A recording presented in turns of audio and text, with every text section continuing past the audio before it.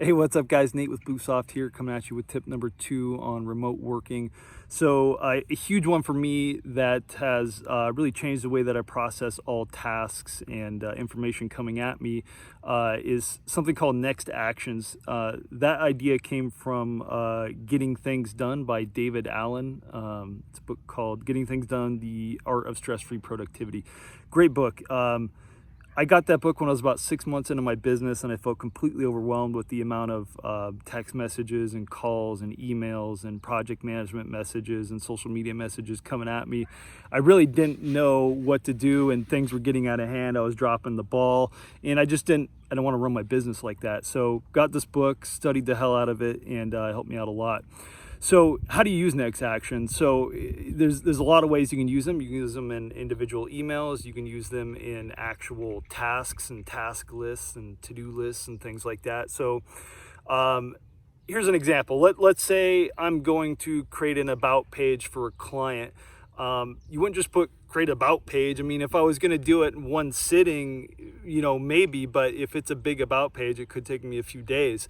And so what's the first step I might do is, number one, I've probably got to create the wireframe, right? I'm going to put all the content in a document. So when I put my task as create about page for the client, I can do it as a subtask, or if I'm just running off of one task, I can put create about page for client, and then usually what I'll do is 3 hyphens so that it stands out. Next action, create wireframe, right? Or if I'm further down the road, next action, pick out photos. Or further down the road, next action, create design mockups. Next action, develop the page, actual code the page.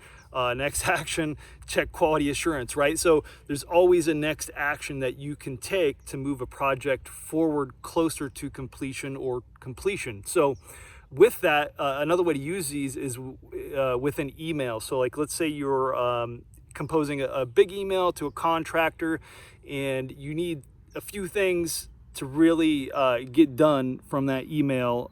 You need the contractor to tackle those right away.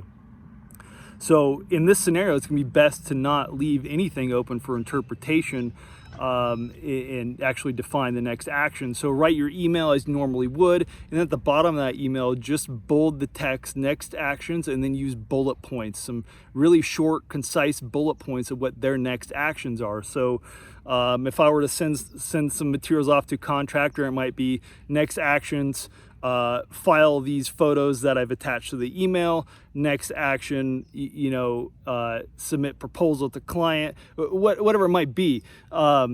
So defining that and really removing any chances of things being interpreted wrong is huge. It's really going to help you move things forward very, very quickly, and prevent the back and forth emails. Because anytime you have, if you kind of half-ass an email, it doesn't have everything, or it's not well defined, now you're creating a chain of back and forth emails, which now even more things are going to get lost in communication there as well. So it can save you literally weeks. Just by putting next actions, it can chop weeks off of projects and tasks. So give it a try. Let me know what you think. And I look forward to coming at you tomorrow with tip number 3. Talk to you then.